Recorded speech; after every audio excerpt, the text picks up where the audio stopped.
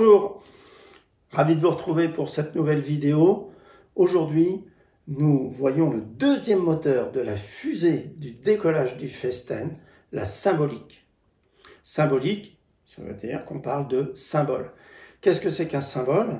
Un symbole, c'est un représentant. C'est une chose qui en représente une autre. Par exemple, la colombe est le symbole de la paix.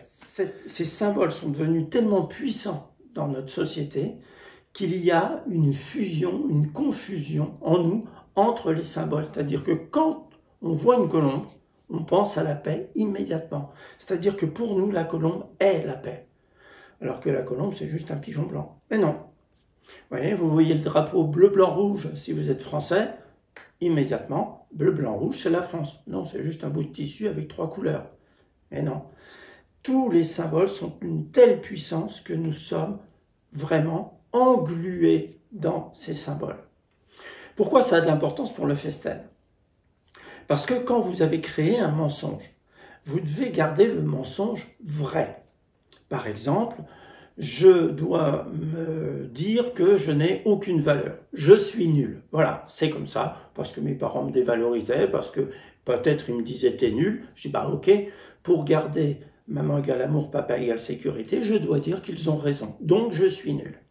Ce qui signifie qu'après ça, je dois obligatoirement rester nul tout le temps. Si à un moment donné, je deviens quelqu'un de bien, de positif, qui a de la valeur, ben, mon mensonge ne tient plus. Or, mon mensonge doit tenir. C'est maintenant vital. Parce que c'est lui qui me fait croire à l'illusion de l'amour et de la sécurité. Donc si l'efficience de mon mensonge ne fonctionne plus, je perds l'amour et la sécurité. Donc mon mensonge doit rester tout le temps vrai. Ok? Mais comment je fais?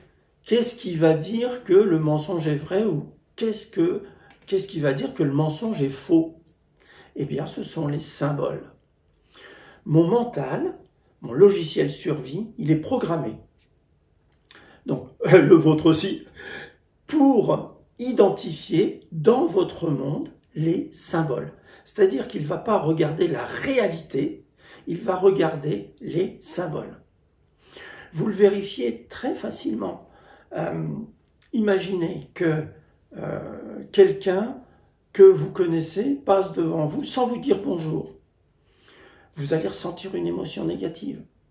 Pourquoi? Eh bien parce que ce n'est pas le fait qu'il ne vous salue pas, c'est ce que ça représente. C'est d'un seul coup, par exemple, c'est le symbole que vous êtes ignoré. Et ça, vous ne supportez pas. Toutes les choses que vous captez sont interprétées en tant que symbole. Et vous verrez, on en reparlera, ça va très loin puisque même les mots sont des symboles, puisque les mots représentent les choses. Vous voyez, si vous regardez un arbre, vous allez dire, tiens, c'est un platane. Mais en fait, quand vous dites platane, c'est un mot. C'est pas la chose elle-même. C'est pour ça qu'on a créé 2 mots différents d'ailleurs. Quand le mot lui-même, c'est un signifiant, et la chose elle-même, c'est le signifié. Eh bien, sans vous en rendre compte, quand vous dites platane, vous n'êtes pas en lien avec l'arbre lui-même. Vous êtes en lien avec le mot platane. Ça va vraiment à ce niveau-là. Ok, je reviens à la dévalorisation. J'ai créé le mensonge, je dois être nul. Eh bien, après, je guette tous les symboles qui entrent dans ma vie. Et chacun, je vais les évaluer. Est-ce que c'est un symbole de nullité ou est-ce que c'est un symbole de valeur? Si c'est un symbole de nullité, mon mental dit « Ok, tu peux continuer, c'est bon, ton mensonge tient bien ». Si c'est un symbole de valeur, alors là, ça ne va plus. Donc, qu'est-ce que c'est qu'un symbole de valeur? Bien, par exemple, vous êtes au travail et puis il y a votre patron qui vous appelle, qui dit « Écoutez, je suis très content de vous, je vous propose un poste de chef de service. » Ah ben, dans la réalité, vous êtes content parce que vous obtenez une promotion. Mais au niveau de l'inconscient, qui, je vous rappelle, dirige votre vie à 95%. Là, il y a un truc qui ne va pas parce que la promotion est un symbole de valeur. Votre logiciel survie, là, il dit « Niet, on arrête tout là, stop ». Et quand je dis on arrête tout, ça veut dire quoi? Eh bien, ça veut dire qu'on doit se saboter. Dès qu'un symbole contraire au mensonge surgit, je dois me saboter. Regardez votre vie à chaque fois que vous avez échoué à quelque chose. Regardez, que ce soit des examens, que ce soit une rencontre amoureuse, que ce soit une réussite professionnelle, que ce soit... À chaque fois, il y a un symbole qui était contraire à l'un de vos mensonges. Et ça va dans des coins incroyables. Je me souviens d'un client que j'avais, justement, au travail. Il avait créé le mensonge qu'il n'avait pas le droit de réussir. Et donc, tant qu'il avançait normalement dans son entreprise, le mensonge tenait. C'est-à-dire que le mental ne considérait pas que c'était de la réussite. Et puis un jour, c'était un étranger, je ne me souviens plus, je crois un Bulgare ou un truc comme ça.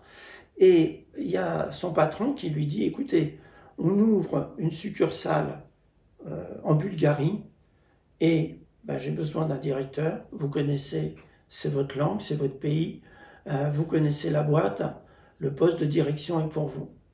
Vous aurez une augmentation de salaire et vous aurez une Mercedes de fonction. Est-ce que ça vous intéresse? Et là, cet homme, quand il me raconte cette histoire, il me dit, écoutez, pour moi c'était, mais j'avais toujours rêvé de ça. Et là, je m'entends lui dire, non, ça ne m'intéresse pas, merci. Et en même temps, je dis ça, je dis, mais pourquoi? Pourquoi je dis ça? Et je n'ai jamais compris pourquoi j'ai refusé une proposition aussi mirifique. Et moi, je me dis, je vais vous le dire maintenant.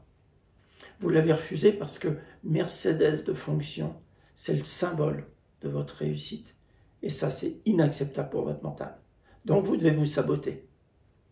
Voilà la puissance des symboles.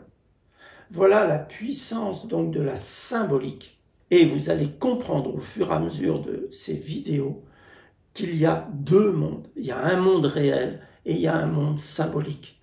Et tant que vous n'avez rien fait pour vous libérer, vous vivez dans un monde symbolique. Vous ne vivez pas dans la réalité. C'est aussi pour ça que votre inconscient mène la danse à 95%. Parce qu'il utilise des symboles pour vous mener par le bout du nez. Donc, quand vous allez construire votre cérémonie, eh bien, vous allez identifier les symboles auxquels vous devez obéir. Aussi simple que ça. Ça veut dire qu'après, dans la partie après le festen, vous apprendrez à décliquer les symboles. Ça veut dire quoi, décliquer? Eh bien, ça veut dire vous séparer, terminer cette fusion. C'est-à-dire que quand vous voyez une colombe, vous voyez juste un pigeon blanc. Vous ne voyez plus la paix. Ça s'apprend. D'accord? Je vous laisse donc avec cette idée. Le monde est guidé par des symboles. Vous êtes identifié à des symboles sans vous en rendre compte. Les symboles mènent la danse. Et chaque fois qu'un symbole ne correspond pas à votre mensonge, vous devez vous saboter. On se retrouve tout bientôt pour une nouvelle vidéo. Pensez à liker, à vous abonner si ce n'est pas encore fait, à partager si vous pensez que ça peut intéresser des proches. Nous, on se retrouve très bientôt. D'ici là, prenez soin de vous et restez léger.